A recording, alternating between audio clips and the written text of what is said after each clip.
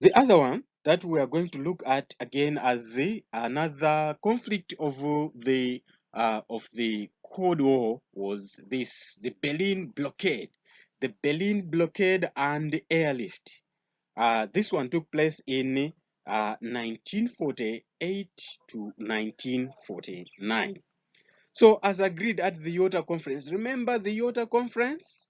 Yalta conference, they met at Yalta. Yalta is in Ukraine. They met there. So German and Berlin were or was to be divided. They were to be divided into sectors, 4 sectors. The sector for the Russians, the sector for the British, the sector for the French, the sector for USA. 4 sectors. So they agreed that Germany, according to the Yalta conference, they agreed that Germany was to be divided into 4 zones of these countries. Zone number 1, that was the USA. Number 2, Russia. Number 3, Britain. Number 4, it was to be for France. 4. And not only to divide Germany, but also the capital city itself. Also, it has to be divided into 4. So Stalin feared that a developed Germany would be a threat to Russia. Remember, Russia feared Germany a lot, so did not want to develop Germany. So that's why Russia agreed there at the Yalta conference to say, yes, we have to divide Germany completely. Remember, she was behind the cause of the First World War. She was behind the cause of the Second World War. Therefore, if we divide it, then we are going to solve the future problems. So she tried as much as possible to keep the Soviet zone. One of the 4 zones belonged to Russia. So Russia tried to keep that Soviet zone in Germany to be weak. So she made sure that, yes, you have given us this part of Germany.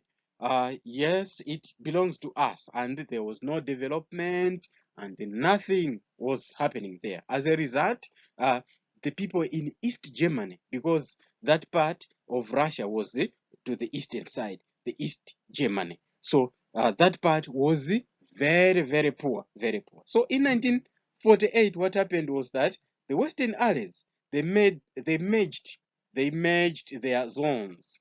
They merged their zones into a single economic unit, and this threatened Germany, especially East Germany or Russia itself. And again, the prosperity returned to West Germany. So what we are saying is that there were those 4 zones, and these 3, they became 1. So the 3 zones of Britain, the USA, and the French, they merged them, those 4 zones of Germany, into 1. And it meant that now Germany was divided into 2. There was the part of the Western countries, which included the zone of USA, zone of Britain, the zone of France. They made it into 1. And the other zone was that of Russia. So Germany was divided into East Germany and West Germany. Now, here we are. Let's just look at what we are talking about here. So here, the whole of this one is the map of Germany. This is the map of Germany. The whole of Germany is this one. So what we are saying here is that Germany itself was divided into 4 zones. There was the zone of France. This one was the zone of France.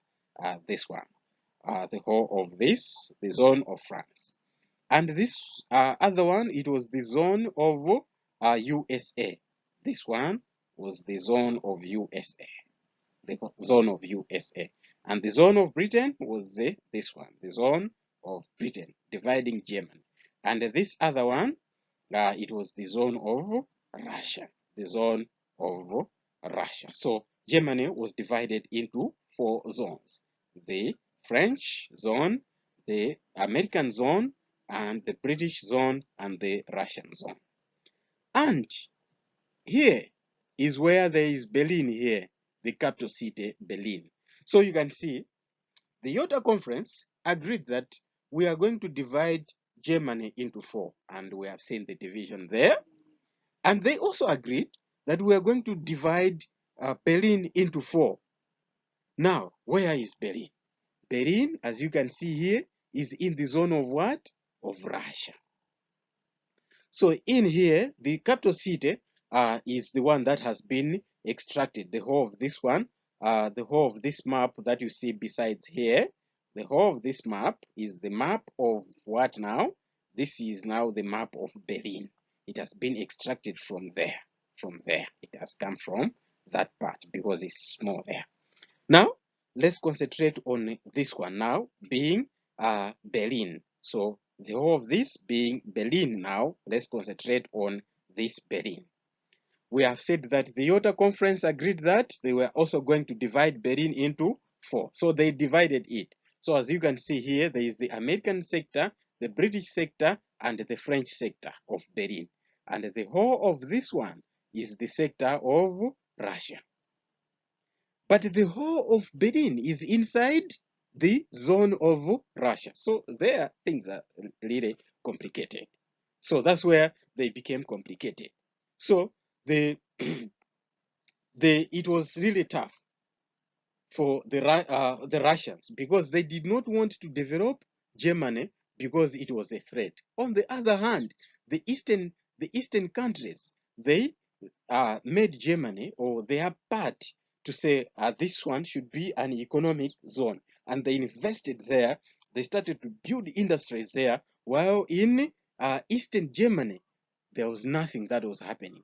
As if that was not enough, again, because they divided the capital city. Now the west, they did not only develop the western part of Germany, but they also entered the part of Russia, and only the side of the western side, and they also developed that part, and the side of Russia did not develop. So you can see there that thing is happening in your country.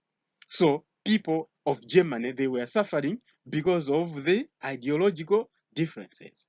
The same Germans, others are flourishing in wealth. The same Germans, others are flourishing in poverty. Why? Because of ideological differences. Ideological differences between communism and capitalism. So the West Allies, they also introduced new currency into West Germany and West Berlin. So it was really painful. The people of West Berlin, so it's like we are living in Lilongwe, the capital city, our Lilongwe. As we mentioned last time, to say it is divided, maybe Malawi is divided into 4 zones, north, east, central, and south, and dividing Lilongwe again into 4. Then merging the north, the east, and the south to make one country, and with its currency, and leaving the central as its own country, but taking part of Lilongwe to be part of the north, part of the east, part of the south. So that was really painful to the people of East Germany and East Berlin. So this did not go well with the Soviets, since Berlin was inside the Soviet zone, as we have already seen that. So what happened was that Stalin then decided to block. He decided to block the flourishing of wealth from West Germany into West Berlin. So he decided to do that. So Stalin blocked the supply line from the West. So what did he do? He blocked things from West Germany. He blocked the roads, he blocked the railways, he blocked the canals, so that they should not reach the they should not reach the West Germany, because West Berlin, because West Berlin was inside the zone of East Germany, the zone of Russia. So they did not like that one. So Stalin blocked all the roads, railways, and the canals. So why did he do that? He hoped to force the West out of Berlin by starving the population in western sector of the city. So he hoped that, all right, if we block the entry of the cars from the western Germany into East Germany and into West Berlin to supply the things that the people need there, therefore it will mean that the West are going to withdraw their presence in Berlin. Therefore, the or Russia is going to take over the whole of Berlin, the whole of Berlin. So he blocked the railways and everything with that hope to say they were going to withdraw, uh, uh, the Westerners are going to withdraw. So in response, what happened was that the Americans began to airlift the supplies into their sector. So because they blocked the roads, then what happened was that the roads were blocked. Then he started to airlift them into Berlin.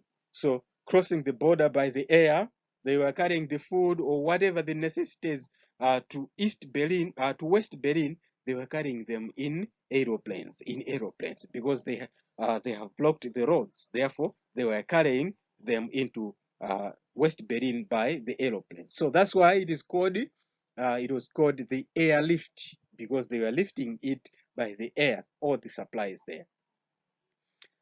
And what happened was that on 12th May 1949, the Soviet government then removed the blockade because it was useless.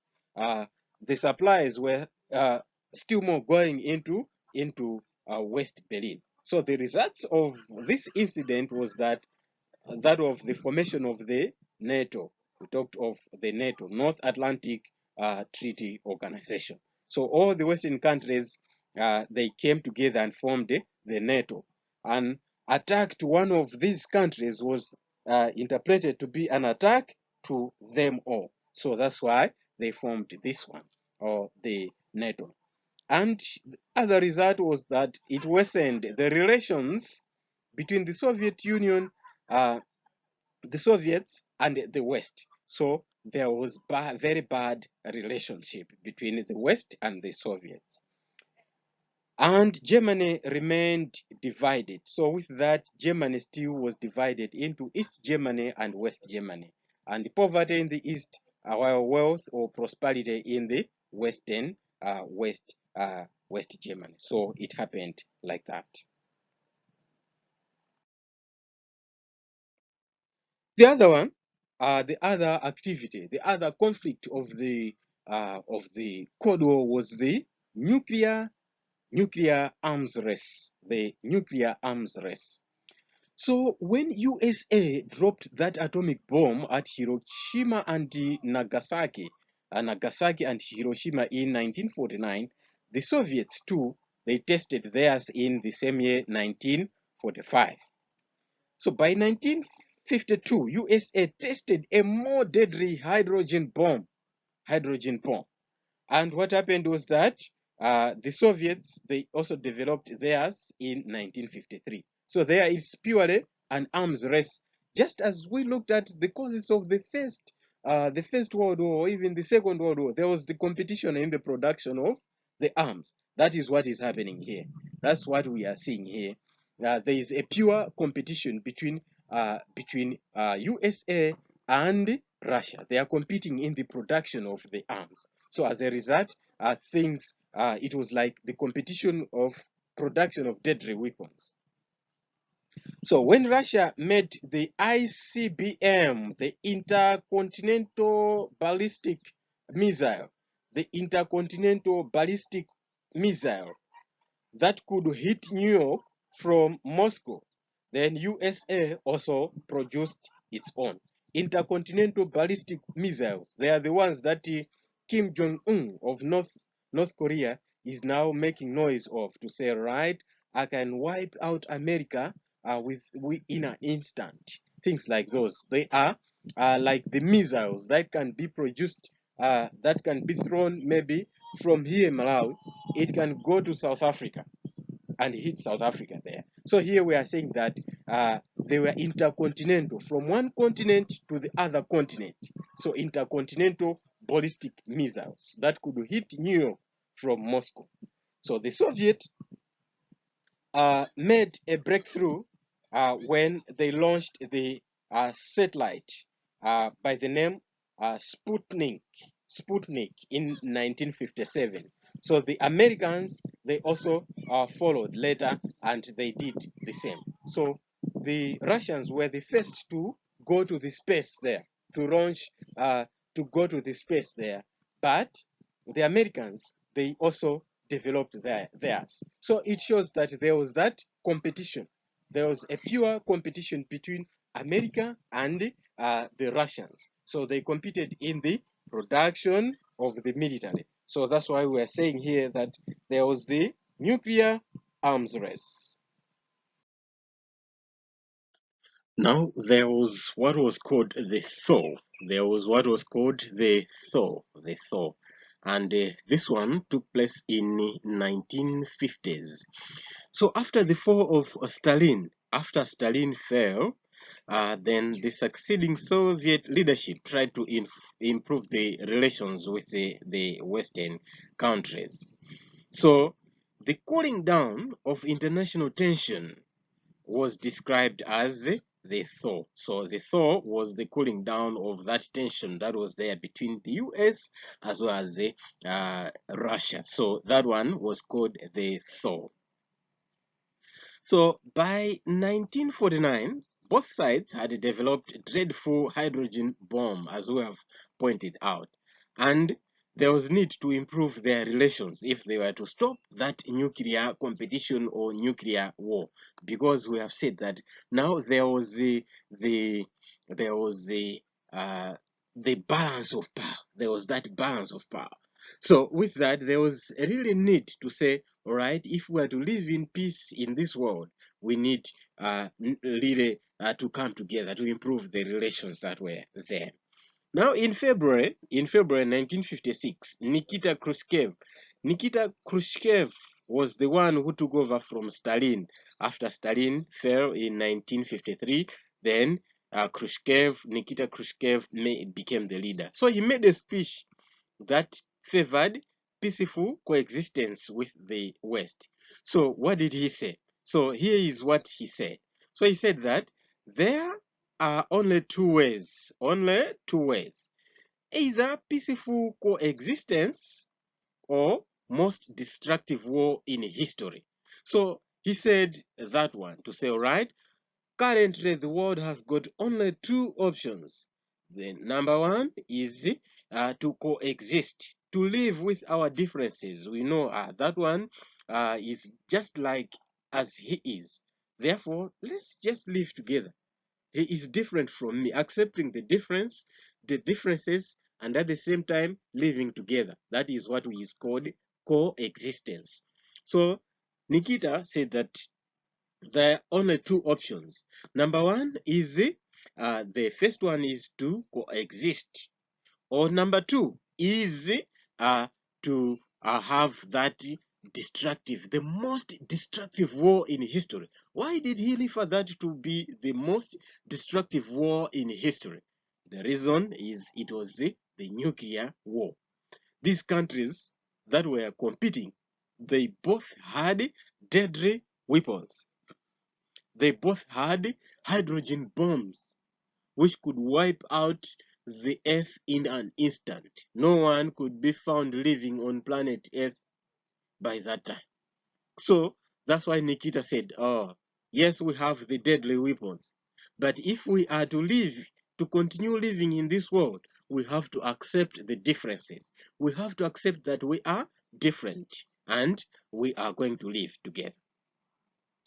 The Americans also announced to improve relations with the Soviet. Now, these ones, they did that after the fall of Senator McCarthy, uh, who falsely alleged that there was an infiltration of the communist, or the communist infiltrated in the American government. So himself, he fell as a senator. Then later on, there were those improvements after it was found that this report, or this allegation by Senator McCarthy, this one, it was just it was false. It was not real. It was not real. So the Americans decided to improve their relations after that. So some of the incidents of the thaw, some of those incidents included an armistice was signed in Korea, 1953, marking the end of the Korean War. So it was signed on 27th July 1953. And also the 1955 Geneva Conference. So this Geneva Conference, it drew together the leaders of France, Britain, USA, as well as USSR, that is Russia. So that one, it showed commitment. It showed commitment to resolve the problems that were there. And in 1956, Khrushchev's peaceful coexistence speech was also a diplomatic milestone. That speech that we have just talked about, the coexistence speech. So here we are just trying to highlight some of the major things, the major incidents of the thaw, of the cooling down of the competition, or the Cold War. And another one was the 1958. In 1958, the Soviets and the Americans, they agreed to have the talks. They agreed for the talks on the nuclear test ban. They agreed that no, we need to ban the testing of these nuclear. So those were some of the incidences of the thaw. Now, let's look at this other one, and this one is the Cuban Missile Crisis. The Cuban Missile Crisis, and it took place in 1952. So there was Fidel Castro. Fidel Castro, him in Cuba, he set up the Marxist style of state in Cuba. Marxist, remember we talked of Karl Marx, the one who started the idea of communism. So this Fidel Castro, he set up communist style of government in Cuba after he overthrew the American-backed dictator, and this one was called Fulgencio Batista Fulgencio. So after Fidel Castro did that, then he nationalized the American-owned industries. Just as we know by this time that the difference between capitalism and nationalism was that communism, it's about nationalizing all the industries. So that's what Fidel Castro did when he took over government there from Batista. Then USA made diplomatic relations with Cuba very, very severe, very sour. Then the Soviets, on the other hand, increased economic aid to Castro's government. That is, now we can see purely that it was a conflict of ideas. Why Fidel Castro, while he opposed the views of capitalism, then at the same time he was supported by the communist country, that is Russia. So USA provided Batista with assistance to invade Cuba from the American bases in Guatemala. So that's what happened. You can see the competition here. Now Russia is competing with USA. Russia supporting Cuba, and USA supporting the rebels, supporting those who have been overthrown, in the government. So it's like two outside governments, they are competing inside your country. Batista then invaded Bay of Pigs in in April 1961. But Castro managed to suppress this rebellion. He crushed the rebels. So Fidel Castro declared Cuba. After that, he declared it a socialist state, a communist state. But after that incident, he declared it, say, from now on, Cuba is a communist state. We don't allow anything capitalism here. So he declared that. Then Nikita Khrushchev installed the missiles in Cuba directed at USA. Remember, we are looking at here, what we are looking at is the Cuban Missile Crisis. The Cuban Missile Crisis. So after Fidel Castro declared that Cuba is a communist, then Nikita Khrushchev said, oh, you are my friend. Now allow me to build my missiles there that will be facing USA. So in October 1962, the American spy, it was just up in the sky there, and it spotted the missiles in Cuba. So it was a great surprise there by the Americans to say, oh, the missiles now are just near America. So it was obvious that they were built by the Soviets or they were built by Russia. So they just concluded it in that way. So this posed a very big threat to USA. The reason was that USA was just 90 miles away, about 100 kilometers away. So it meant that the threat was just next door to USA. The missiles were not now in Europe, they were near USA. So it was a big threat to USA. Now, why did Khrushchev place the missiles in Cuba? So there can be a number of reasons there.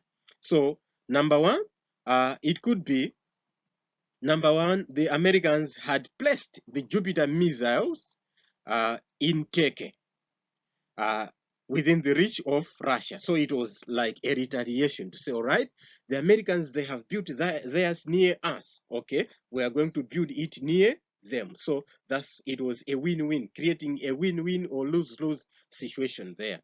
So Khrushchev tried to retaliate to show the Americans how it feels under the threat of the missiles, to say, how can you feel to say, you wake up in the morning and you see your enemy is pointing a gun at you, your neighbor pointing a gun at you. Every time you wake up, as you go at the door, you move out, then you see a gun at your neighbor's window pointing at you. So Nikita Khrushchev wanted to show America to say, how can you feel if you see that situation each and every time? So he wanted to show America. So it was a way of reasoning with the West to remove the missiles or withdraw them, withdraw from Berlin. So it was a way of reasoning to say, come out of Berlin or remove your missiles from Turkey. And also, it was a demonstration of solidarity with Soviet ally Fidel Castro. It was to show oneness, to say, I am going to, they wanted to support Fidel Castro there in Cuba, because she was under constant threat from USA, which was supporting the Batista. USA was supporting Batista. So there then, they wanted to support Cuba.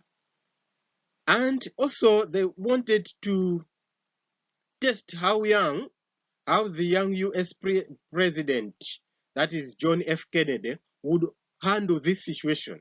Because this time around, the president now was John F. Kennedy.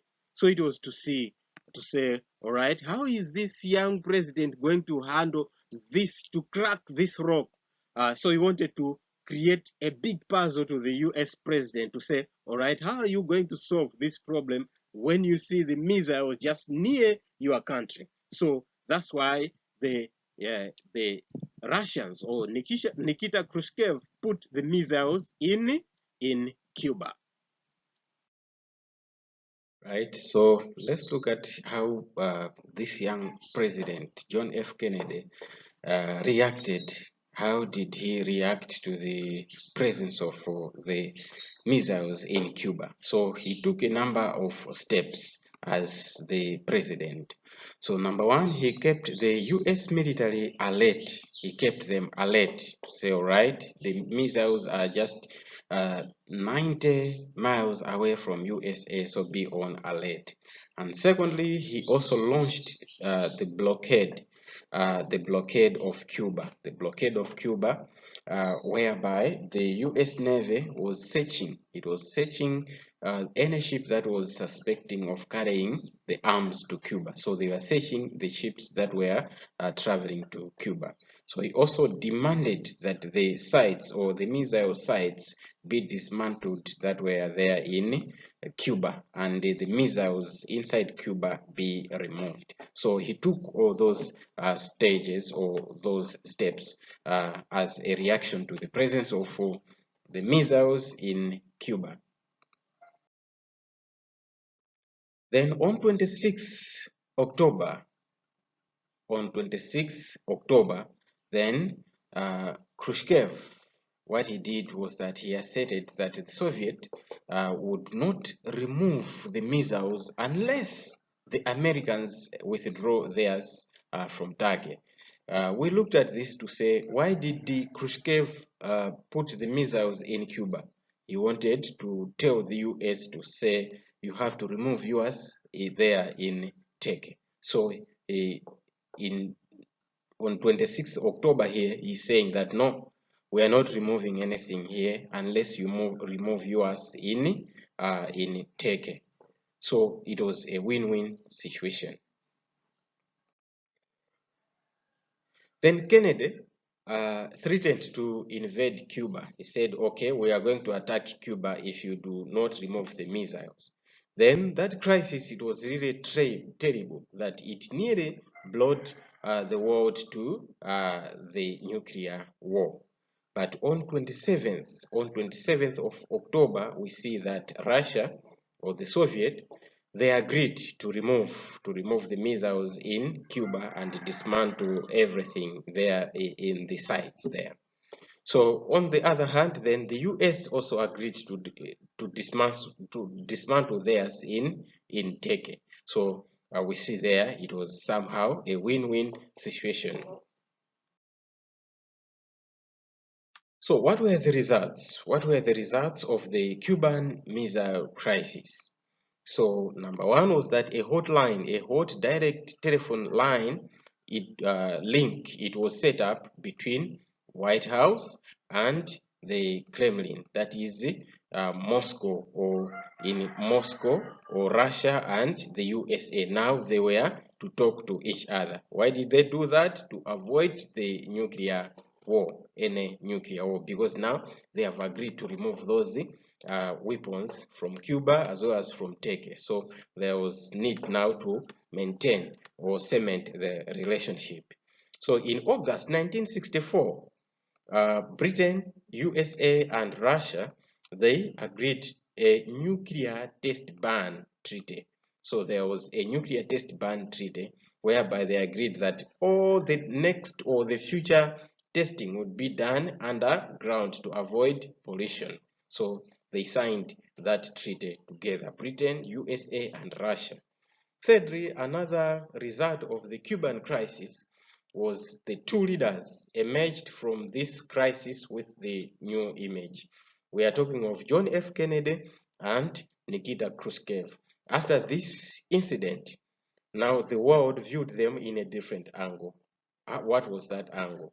For example, John F. Kennedy, he was believed to be a natural leader of the West. He was believed to say he was a very good leader. He can lead the West. And the Soviets, on the other hand, they realized that they could not compete with Americans because they were strong, they had good leaders. And the image of Khrushchev here was that he was viewed as someone who was willing to compromise and to make peace.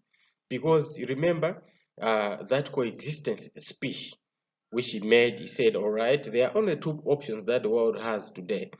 It has got the option of coexistence, living together despite the differences, or else indulge into the most deadly war in history, that is the nuclear war. So he was a man willing to compromise and make peace.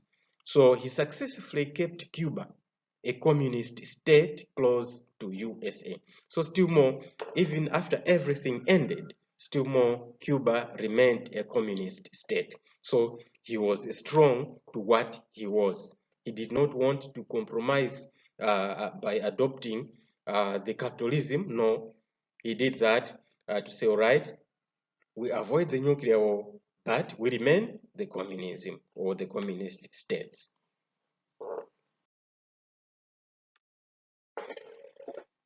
Another conflict of the Cold War was the Berlin War of 1961. So the Western allies, they made massive investment into Western Berlin.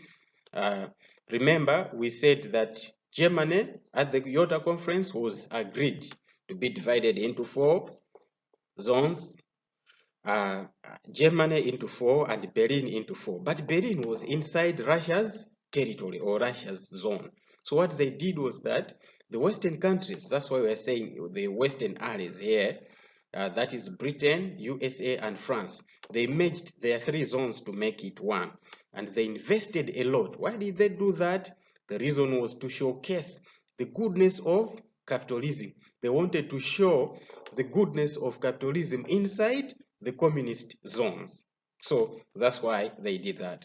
So there was great wealth in Germany, in West Germany or West Berlin, because they invested a lot, big companies there.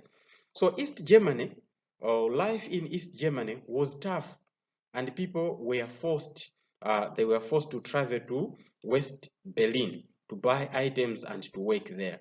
So it was like great wealth in your own yard, like someone is renting just behind your compound, and there is a lot of things that is happening while yourself you are living in dire poverty. So that's what was happening. So the Berliners here were saying that most of the people, they resorted into going to the western side, uh, uh, abandoning their territories and going to where they could find work there.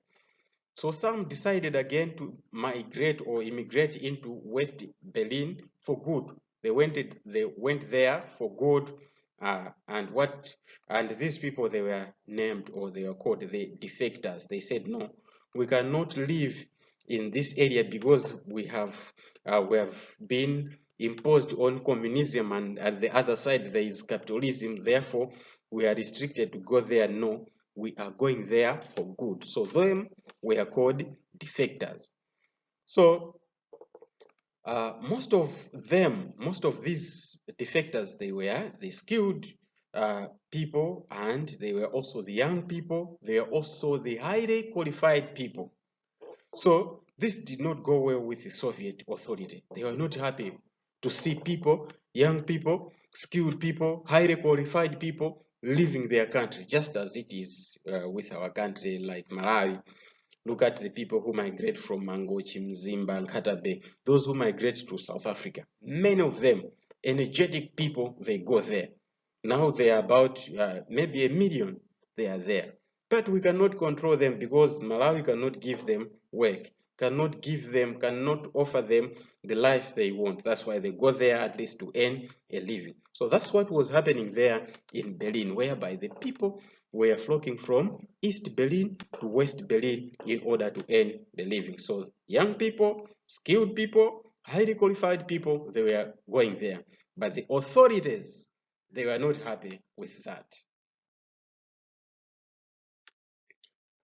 So why were they not happy? The reason behind that was that this activity, it threatened the existence of uh, communism in East Germany. So these people, they were migrating to East or to West Germany because they wanted to earn a living. But on the other hand, we see that communism was being threatened. So it threatened the existence of communism.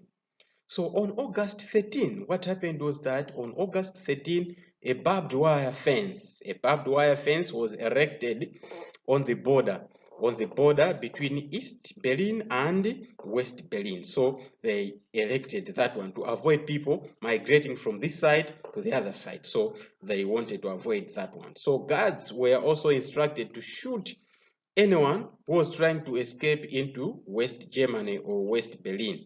So they did that. And on 20th August, because the people, they were even just jumping over that barbed wire or fence.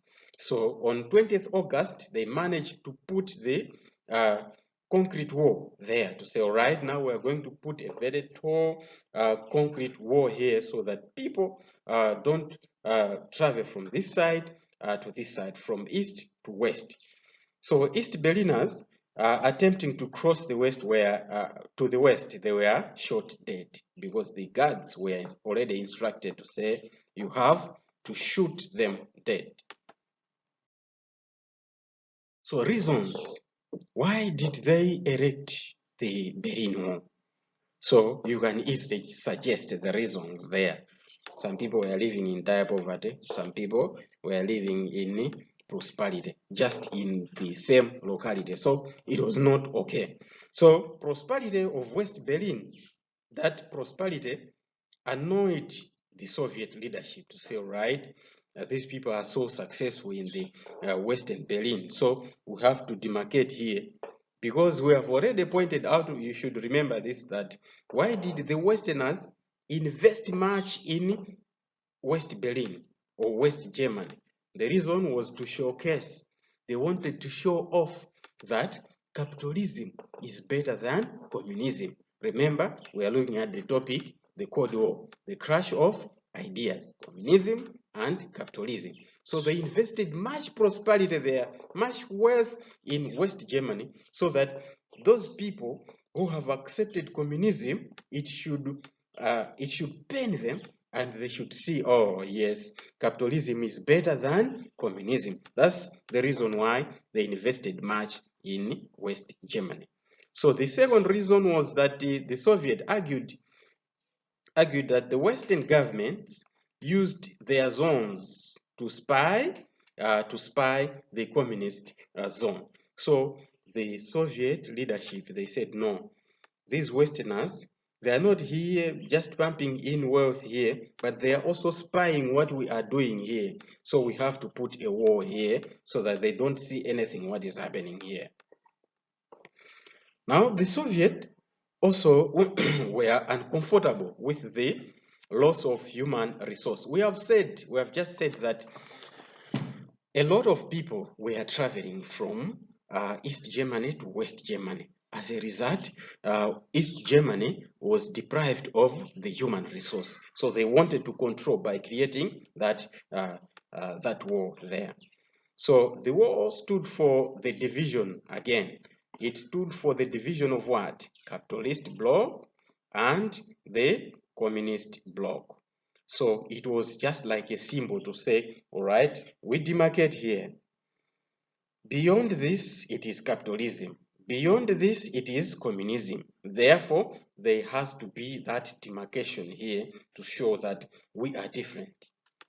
So this Berlin Wall, it fell on 10th November 1989. On 10th November 1989. So the fall of that, it marked the fall also of communism and the victory of capitalism. So it was just from these years like 2020, it's just like 30 plus years ago. That's when communism ended and there was a victory of capitalism.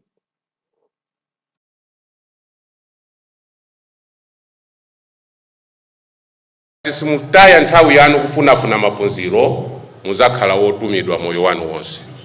Ngati simuphunzira anthu azingokutumani ajala kalime ajala kuchwe manyazi ajala katende yanti ndipo anthu ophunzira wandi wotumanso kwambiri. Ndiye ngati simuphunzira skulu akuyikirani apa mukhala otumidwa.